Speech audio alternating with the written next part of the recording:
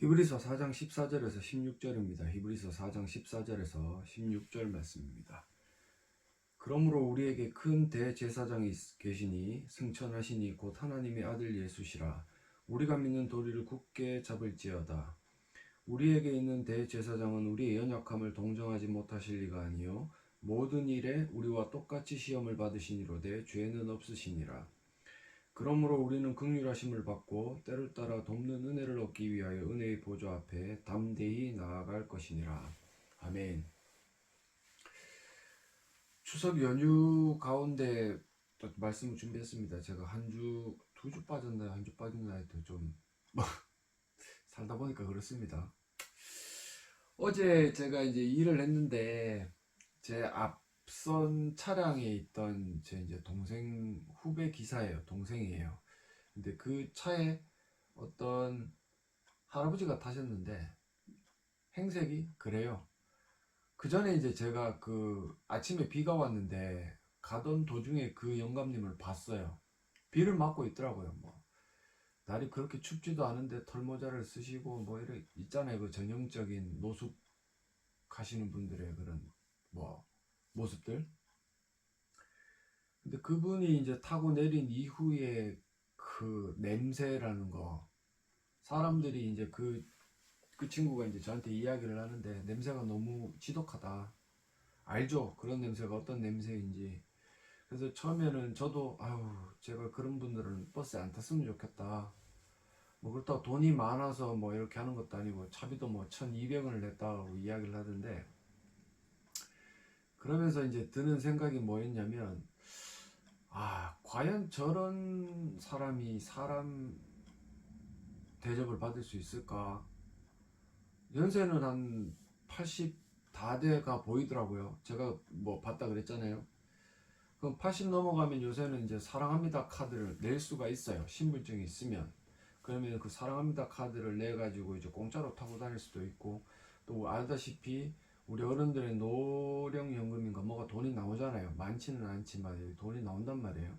근데 그 양반은 하여튼 그런 것도 받지 못하는 입장에 처해 있는 것 같아요. 그러면서 이제 제가 한창 이제 그 동생과 함께 이런저런 이야기를 하면서 무슨 말을 했냐면은, 사람이 참 어떻게 보면 개보다도 뭐하다. 뭐 TV에 보시면 아시잖아요. 어떤 개들은 소고기도 먹고 뭐 몸보신 시킨다고 좋은 것도 막 먹인단 말이에요. 근데 어제 봤던 그 영감님은 밥도 제대로 먹지 못하는 형편 같고, 속된 말로 사람들이 손가락질하는 거지죠, 그죠? 그럼에도 불구하고 사람들은 그런 사람들에게 관심을 가지기보다는 오히려 뭐 동물의 인권? 동물의 인권이 있습니까? 동물이 사람이 아니기 때문에 뭐 동권입니까? 모르겠습니다. 일단 동물을 뭐 더 이제 좀 지키고 보호해야 되겠다. 식용으로 사용되는 뭐 고기, 개고기, 속된 말로 개고기죠, 그죠? 전 뭐 개고기 안 먹고 고기도 뭐 그렇게 좋아하는 편은 아닌데, 근데 솔직히 툭 까놓고 이야기해서 여러분들 전쟁이 터지거나 뭔가 재난이 닥쳐가지고 먹을 게 없으면은 개를 안 잡아먹겠습니까? 참 배부른 소리 하는 거죠, 그죠? 그 오히려 뭐 그 반려견, 뭐 반려묘, 저도 뭐 고양이를 키우고 있지만 그래도 그들에게 관심을 기울이는 것만큼 우리 주변에 있는 사람들에게 조금 관심을 기울이면 그래도 조금은 어떻게 보면 살기 좋은 세상이 될 것 같은데, 이상하게 지금은 어떤 사람들은 그런 어떤 짐승들보다 더 낮은 위치에 처해 있다. 이게 참 안타까운 것 같아요. 뭐 우스갯소리로 저도 그랬죠. 뭐 버스 기사들도 그런 짐승들보다 더 못한 거 아니냐. 하여튼 대접을 받고 싶은 마음은 추호도 없는데, 그래도 좀 이 기사들이 이야기하는 요구 사항을 좀 이행을 해야 되는데 우리 영감 할머니들께서는 전혀 말을 들어 먹지를 않죠.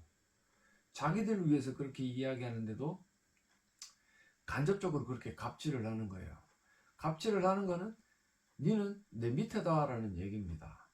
제가 왜 이렇게 두서없이 많은 말씀을 드리냐면, 히브리서가 지금 오늘 4장 끝부분에 와서 이제 뭔가 한 부분을 일단락 짚고 넘어가는데, 하나님 앞에서, 거룩하신 하나님 앞에서 모든 만물은 평등합니다. 특별히 사람이라는 존재는 뭐 돈에 많고 적은, 뭐 권력의 유무, 뭐 명예의 유무, 뭐 많이 배우고 적게 배우고 이런 것들에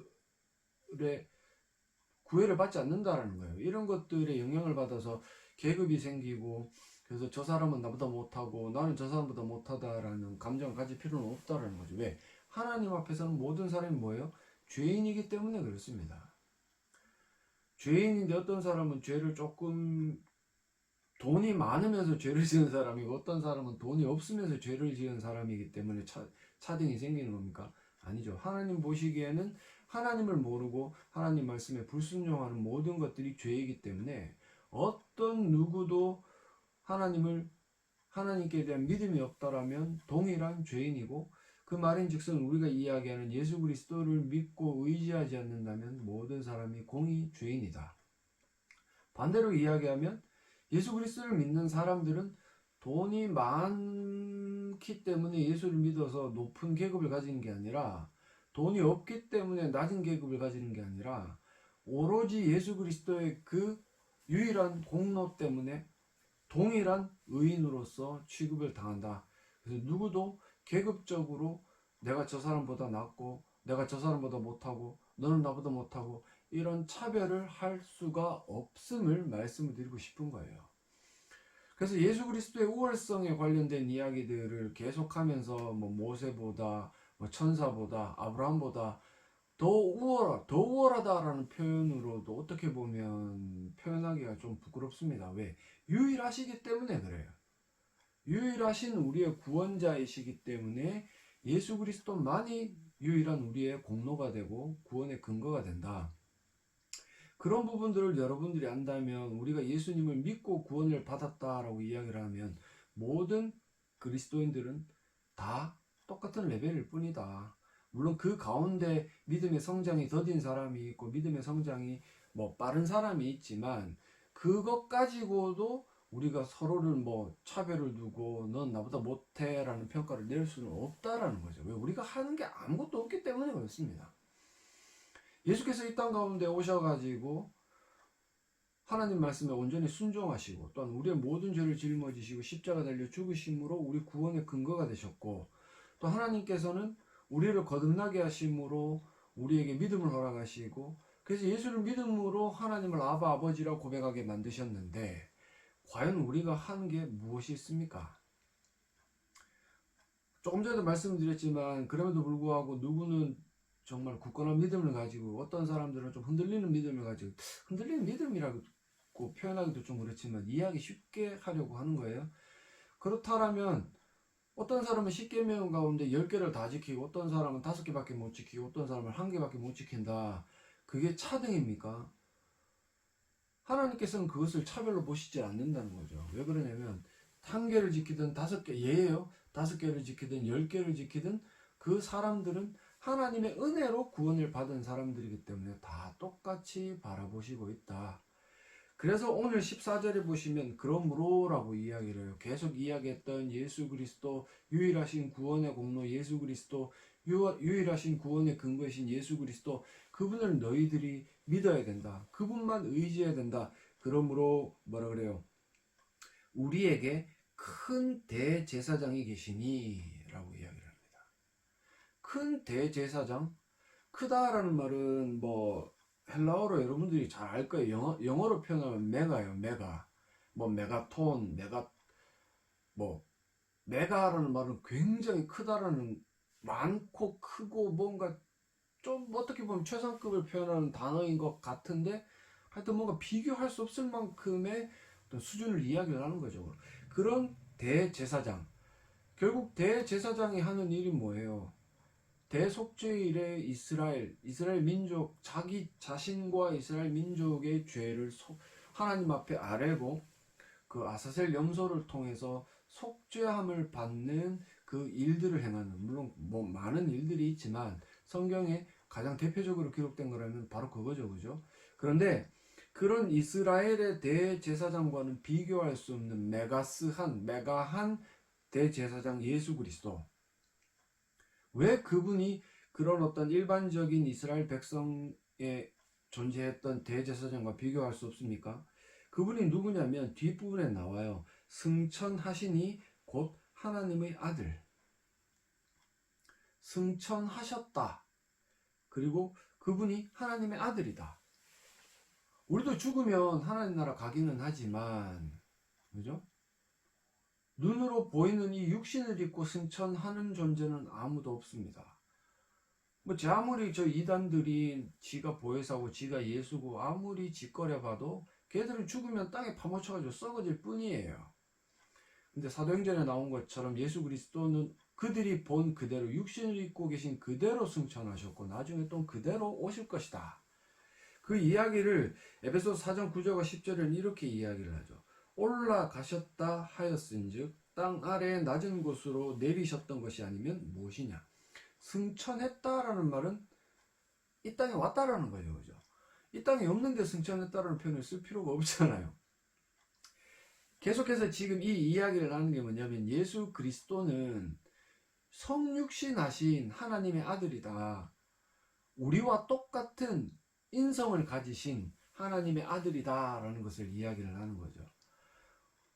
사람들이 예수 그리스도를 완전히 부정하는 건 아니겠죠. 그죠? 교회를 다니면서 예수 그리스도를 완전히 부정하는 건 아닌데 그분이 사람으로 이 땅 가운데 오셔가지고 죄를 안 지었다. 그게 말이 돼? 그래서 약간 의심스러운 거예요. 그냥 인간이 아니고 어떤 사람들이 이제 뭐 가연주의자들은 예수님이 이 땅 가운데 오셔가지고 사람처럼 보이기는 했는데 육신을 입은 게 아니다. 그리고 또 어떤 사람들은 이 죄 많은 육신을 입고 온 구세주를 인정을 못하는 거예요. 왜? 자기 자신을 바라보니까 죄를 안 짓는 순간이 없거든요. 그런데 하나님의 아들이신 예수 그리스도가 이 땅 가운데 오셔가지고 육신을 입고 우리와 똑같이 33년의 시간을 사셨다? 이게 말이 돼? 이게 믿음이 없는 거죠. 그죠? 그런데 성경에서는 그런 부분에 대해서 분명히 못 박아 이야기하는 게 뭐냐면 승천하시니 곧 하나님의 아들.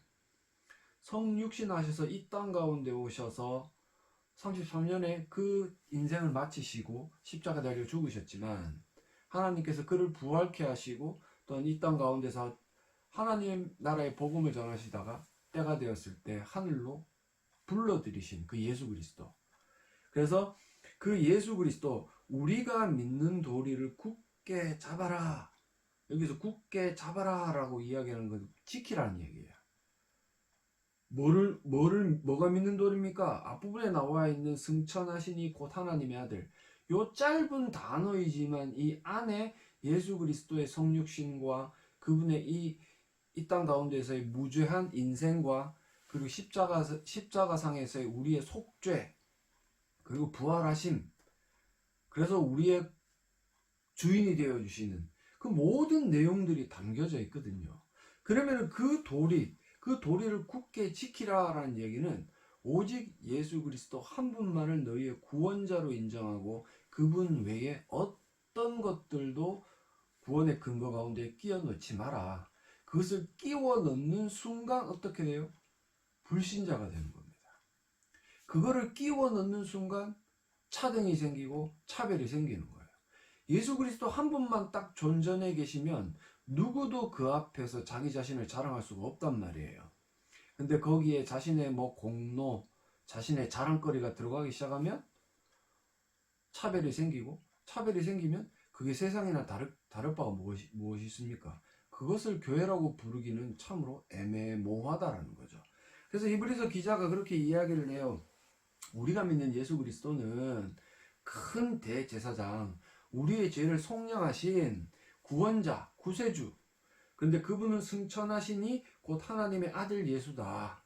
그래서 우리가 그 도리, 예수 그리스도의 말씀, 그걸 굳게 지켜라 라고 이렇게 명령을 하는 거죠. 그런데 승천하시니 곧 하나님의 아들, 승천하셨다라는 것은 이 땅 가운데 오셨다. 제가 말씀드렸던 에베소 4장 9절에도 올라가셨다 하였은즉 땅 아래 낮은 곳으로 내리셨던 것이 아니면 무엇이냐? 이렇게 이야기를 한단 말이에요. 왜 이런 표현을 씁니까? 사람 가운데 가장 쓸모없는 인간이 말만 많은 인간이죠. 그죠? 말만 많은 인간들. 실천이 없고 말만 많이 하는 사람이에요. 저도 이제 두 아들을 키우고 있지만 그 아이들에게 훌륭한 아버지는 아니에요. 제가 생각해도 많이 부족한 아버지는 맞아요. 그래도 조금 더 괜찮은 아비로서 이 땅 가운데 살다가 이제 죽고 싶은 마음이 있어서 그래서 하고자 하는 일이 뭐냐면 말을 했으면 실천에 옮기자라는 거죠. 제 스스로가. 이 말씀을 왜 드리냐면 예수 그리스도가 이 땅 가운데 오신 것이 아니라 계속 하늘에만 계십니다. 뭐 어디 하늘이 어딘지도 모르겠고 그냥 그 가연설주의자가 이야기하는 것처럼 그냥 영으로 오셨어요. 그래서 그냥 그 신적인 능력에 밥을 안 먹어도 배도 안 고프고 막 이렇게 우리가 흔히 알고 있는 우리가 가지고 있는 정욕들이 생기지 않는 상태로 계셨다. 그러면 굉장히 뭔가 좀 어색하지 않습니까? 뭔가 이게 아이러니 아니에요. 우리의 죄를 속죄하기 위해서는 두 가지 조건이 만족이 돼요. 하나님 말씀에 온전히 순종을 해야 되고 그래서 우리의 죄를 짊어지고 십자가에 달려 죽을 수가 있어야 되는 거예요. 이 두 가지 조건을 만족하자면 우리가 똑같은 인간으로 오시지 않으면 안 된다라는 거죠. 그래서 예수님은 이 땅 가운데 육신을 입고 성육신 하신 하나님으로서 이 땅 가운데 오셔가지고 하나님의 말씀에 온전히 순종하시고 죄도 짓지 않으시고 그래서 십자가에 우리의 죄를 짊어지시고 속량하심으로 죽으셨다라는 거죠. 이런 어떤 우리의 믿는 도리가 결국은 이 땅 가운데 오신 예수 그리스도를 통해 드러나기 때문에 우리가 그것을 붙잡고 있고 그것을 지키고 있다라면 지금 15절에 나오는 것처럼 우리에게 있는 대제사장, 그러니까 뭔가 이렇게 동떨어져 있어 가지고 갭이 있고 지금 그런 거잖아요. 이스라엘 백성들의 대제사장만 하더라도 굉장히 뭐라 그래요, 좀 신격화되는 존재였다라고 할까요? 그런 존재가 만약에 예수님이시라면 예수님이 과연 어떻게 우리를 도우실 수 있습니까? 뒷부분에 나오는 것처럼 우리에게 있는 대제사장은 우리의 연약함을 동정하지 못하실 이가 아니다. 왜 그래요? 모든 일에 우리와 똑같이 시험을 받으신 일은 모든 일에 우리와 똑같이 시험을 받으셨다. 그런데 죄는 없다. 육신을 입고 이 땅 가운데 오셔서 우리가 하지 못한 일들을 하셨기 때문에 그분은 우리의 구원의 근거가 되는 거예요. 만약에 예수님이 그 죄 가운데 넘어지셔가지고 죄를 지으셨으면 그분은 우리를 구원하지 못합니다. 무죄해야 돼요. 그래서 우리가 예수님을 우리의 구원자라고 고백을 하는 것, 우리의 큰 대제사장이라고 고백을 하는 것은 그분이 이 땅 가운데 육신을 입고 오셨고 죄를 짓지 않으신 분이다. 좀 길긴 한데 마태복음 4장 1절에서 11절을 보시면 그때 예수께서 성령에게 이끌려 마귀에게 시험을 받으러 광야로 가셨는데 40일을 밤낮으로 금식하신 후에 줄이셨다. 배가 고프신 상태예요. 그래서 첫 번째 시험이 뭐예요? 이 배고픔을 파고 들어가지고 이 돌들로 떡덩이가 되게 해라. 신적인 능력으로 네 배고픔을 해결해라. 지금 예수님은 이 땅 가운데 인간으로 오신 상태예요. 근데 그래서 신적인 능력을 만약에 쓴다면 죄가 없는 것도 신적인 능력을 동원해서 죄가 없는 거고 속죄한 것도 어떻게 보면 신적인 능력을 동원해서 속죄한 거기 때문에 뭔가 우리에게는 가깝게 느껴지지는 않을 거단 말이죠. 우리와 똑같은 상태에서 아담과 예수님을 대비했을 때 여러분들이 이해를 하시기가 좀 편할 거예요. 아담은 사단의 그 꾀에 빠져가지고 하나님을 능멸했죠. 하나님의 존재를 싸그리 무시해버렸죠. 하나님의 말씀을 부정해버렸어요. 근데 예수님은 당신 스스로가 하나님이셨지만 성부의 말씀을 온전히 순종하기 위해서 그분의 말씀으로 이 사단의 시험을 이겨내시는 거죠. 뭐 돌덩이가 떡덩이가 되게 해라. 그 거룩한 성으로 데려다 성전 꼭대기에서 뛰어내려라. 그러면은 네가 하나님의 아들이니까 천사들이 네 발을 받칠 거야.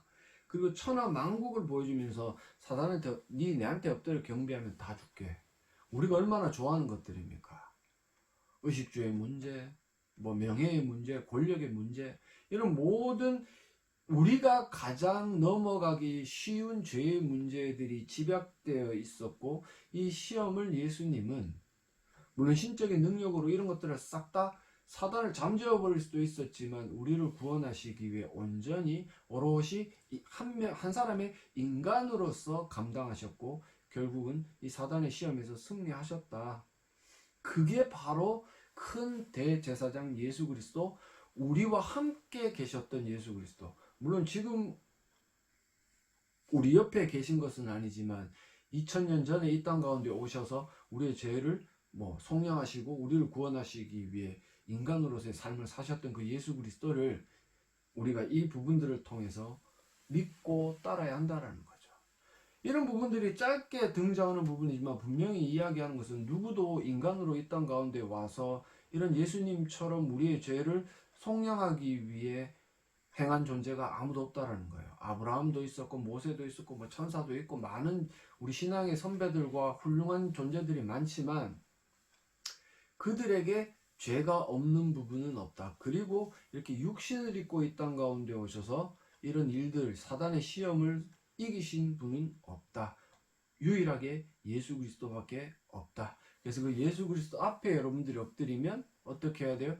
여러분들이 가지고 있는 그 어떤 것도 끄집어내면 안 된다라는 사실입니다. 그것을 끄집어내는 순간 예수 그리스도를 부인하고 부정하는 거예요. 너무 극단적인 거 아닙니까? 라고 말씀을 하셔도 제가 드릴 수 있는 말씀은 그것밖에 없어요. 여러분들이 가지고 있는 무엇인가를 예수님의 십자가 앞에 끄집어내는 순간 여러분들은 신자가 아니라 불신자일 뿐이다. 만약에 교회가요, 정말 건강한 교회가 있어서 그 예수님의 십자가의 공로 앞에 모든 것들을 의지하는 사람들만 모여 있으면 그 교회가 바로 천국일 겁니다. 누구도 차별하지 않고. 그죠? 이런 이야기를 하려니까 좀 그런데 하여튼 그래요. 여러분들 교회 가보세요. 그게 천국인지. 제가 볼 때는 지옥 같아요. 돈 좀 있는 것들은 돈 있다고 깝치고, 직업이 괜찮은 것들은 직업 괜찮다고 깝치고, 그죠? 먼저 내가 이 교회에 등록돼 있으면 지가 이 교회 주인인 것처럼 깝치는 게 지금 우리 교회의 현실 아닙니까? 교회들이 돈을, 헌금을 받아가지고 제가 말씀드렸던 그 노인들, 노숙하는 노인들을 돕지는 않죠. 오히려 더 막 힘없고 작은 교회들이 그 사람들을 향해서 도움의 손길을 내고 있는 게 사실 아니겠습니까? 큰 교회들은 뭔가 교회만 크게 지으려고 애를 쓰고 사람들 데려오려고 애를 쓰고 엘리베이터 만들면 사람 들어옵니까? 나 참 좀 어이없어요. 예수님이 우리한테 보여주신 게 뭐예요? 하나님을 사랑하고 이웃을 사랑하는 거. 예수님이 완전한 인간으로 이 땅 가운데 오셔가지고 우리의 모범이 되어주시고 다 하셨는데 교회가 그걸 안 해요. 목사들이 그걸 안 해요. 목사들이 오히려 부목사 너는 내 밑에야 그죠? 지가 뭐라도 된 것처럼 설레발 치는데, 근데 제가 그래요. 우리 딱 보면 버스 기사들 틈바구니에도 레벨이 좀 있어요. 대구의 이 대기업에 종사하는 버스 기사들, 그리고 저같이 이제 좀 작은데 일하는 버스 기사들, 저들끼리 이렇게 뭔가 좀 계급을 두는 것 같아요. 그럼 저는 그러죠. 미친놈들 아니냐고요. 다 그래봐야 버스 기사입니다. 다 버스 기사예요. 대구에 대기업에 일하는 버스 기사나 경산에 조만한 회사에 일하는 버스 기사나 다 똑같은 버스 기사예요. 누가 그렇다고 저 사람은 대기업에 일하는 버스 기사니까 와 이렇게 쳐다본 사람 없어요. 다 버스 기사로 싫어합니다. 좋아하는 사람이 없어요. 죄송한데. 똑같아요. 목사도 마찬가지. 큰 교회, 대형 교회 목사, 작은 교회 목사, 아니면 작은 교회 부목사, 큰 교회 부목사, 제발 좀 설레발 치지 마세요. 그래봐야 목사일 뿐입니다. 여러분들 밖에 나가면 손가락질 당하고 잠하면 두드러 맞아요. 목사일 뿐이에요. 목사는 하나님의 일을 감당하는 주의 종일 뿐입니다. 근데 그렇게 설레발을 치고 대단한 것처럼 모가지에 기부스를 하는지. 왜 그러냐면 예수 그리스도 앞에 겸손하지 못하고 예수님의 그 유일하신 공로를 인정하지 않기 때문에 그래요. 아닌 것 같습니까? 한번 곰곰이 생각해 보십시오. 그래서 16절로 넘어오면 그러죠. 그러므로 우리는 긍휼하심을 받고 때를 따라 돕는 은혜를 얻기 위하여 은혜의 보좌 앞에 담대히 나아가라. 여기서 담대히라는 말은 배짱 튕구며 나가라는 말이 아닙니다. 의미가 밝히 드러내다. 뭘 밝히 드러냅니까? 지금 이 14절에서 16절에 나오는 큰 대제사장, 그리고 죄는 없으신 분, 그 앞에 우리가 드러낼 수 있는 건 죄의 문제밖에 없는 거예요. 물론 우리가 그 하나님 앞에 어떤 사람들 위해 도구하고 어떤 사람들이 돕기 위해 기도하고 나의 어떤 일신상의 문제들을 내려놓고 하는 기도는 할 수 있겠지만, 여러분들이 죄를 안 짓는 사람들이 어디 있어요? 여러분들이 그 예수님의 십자가 앞에 여러분들의 것들을 자랑한 그거 죄 아닙니까? 여러분들이 사람들을 차별하여 대하는 거 죄 아닙니까? 죄를 안 짓는 사람은 없다라는 거죠. 그러면 내가 유일하신 예수 그리스도 앞에 내가 가지고 있는 이 죄의 문제들을 앓을 때 분명히 용서받고 나의 성장이 이루어질 거다라는 그 확신을 가지고 살아가라는 거죠. 그렇기 때문에 긍휼하심을 받고 때를 따라 돕는 은혜를 얻기 위해, 여기서 때를 따라 돕는 은혜를 얻기 위해, 돈 얻기 위해, 동일한 말 아닙니다. 제가 그랬죠. 은혜의 보좌 앞에 담대히 모든 것들을 밝히 드러내놓고 나가는 것은 내 죄의 문제예요. 그 죄의 문제를 해결하기 위함이다. 우리가 히브리서를 통해서 대제사장이신 예수 그리스도를 올바로 알아가는 이유가 뭐냐면, 그 예수 그리스도 앞에 짓는 나의 죄의 문제가 무엇이냐, 마치 죄를 짓지 않는 것처럼 착각하고 살아가고, 내가 그 예수 그리스도 앞에 드러내어 놓는 나의 공로, 내가 가지고 있는 이 찌지부리한 것들, 이걸로 내 죄의 문제가 해결될 것처럼 생각하는 그 오만함을 해결하기 위해 지금 이 말씀을 드리고 있는 거예요. 히브리서는 결국 그런 이야기를 하는, 믿음이라는 건 도대체 뭡니까? 믿음이라는 것은 결국 내가 예수 그리스도를 통해 내 죄가 사함받고 하나님의 아들이 되었다라는 거예요. 하나님의 아들이 된 것도 중요하지만 그 앞서 내 죄가 사함받았다라는 것도 중요한 거죠. 내 죄가 사함을 받았기 때문에 예수 그리스도를 믿는 도리를 굳게 지켜나갈 수 있는 거예요. 하나님을 사랑하고 이웃을 사랑하는 거, 나를 사랑하는 걸 배제해야만 이루어지는 거죠. 죄가 뭡니까? 결국은 나를 사랑하는 거 아닙니까? 이 예수 그리스도를 믿는 거에 대해서 여러분들이 무언가 잘못 알고 있고 거창하게 생각하는 게 있는데, 예수 그리스도를 믿는 것은 내 죄가 예수 그리스도를 통해 사함받았고 하나님의 아들이 되어서 이제는 나를 사랑하는, 나를 최우선시하는 그런 마음들을 버리고 하나님을 사랑하고 이웃을 사랑하는 것, 그게 바로 믿음입니다. 물론 그렇다고 나를 미워해라, 막 나를 철저히 미워해가지고 막 그런 어떤 자세를 견지하라는 게 아니라, 죄의 가장 중심에 있는 자기 자신을 사랑하는 그 마음을 버리라는 거죠. 우리는요, 사랑해야 돼요, 우리 스스로를. 그렇지만 하나님을 사랑하고 이웃을 사랑하는 그 자신을 사랑할 수밖에, 그 자신을 사랑해야 된다는 거죠. 그 모든 것들은 배제된 상태에서 나 자신만의 배를 위해 살아가면 그거는 죄다. 그래서 유일하신 예수 그리스도, 나의 구원의 유일한 근거이신 예수 그리스도 한 분만을 여러분들이 믿고 의지하며 나아갈 때, 그 예수님의 가르침에 조금이라도 위배되면 16절에 나온 것처럼 회개하면, 진짜 회개하면 용서받아요. 진짜 회개해서 용서 안 받으면 그 죄를 다음부터는 짓지 않을 수도 있는 거예요. 그렇게 될 때 예수 그리스도의 유일한 근거 되심을 인정하고 내 믿음이 굳건해지는 것을 여러분들은 맛보게 될 수 있게 될 겁니다. 그래서 이 추석 연휴 참 길죠. 어우, 막 지겨워 죽겠네요. 너무 길어가지고. 이 추석 연휴에 여러분들이 한 번은 고민을 좀 해보면 좋겠습니다. 큰 대제사장, 어떤 것과도 견줄 수 없는 그 예수 그리스도, 그 예수 그리스도는 그냥 하늘나라에 어딘가 하늘나라에 계신 게 아니라 이 땅 가운데 오신, 육신을 입고 오신 예수 그리스도. 그래서 그 우리와 똑같이 시험을 받으셨기 때문에 나의 연약함을 아시고, 내 연약함을 예수 그리스도 앞에 앓을 때 그분은 나를 동정하시고 내 죄를 용서하시고 또 나에게 세임 부어주셔서 예수 그리스도 말을 따를 수 있게 하신다. 이것들을 믿으시기를 간절히 소망합니다. 그래서 조금은 지금과는 다른 모습으로 예수 그리스도를 닮아가고 예수 그리스도를 닮아 있는 교회가 되어지시기를 간절히 소망합니다.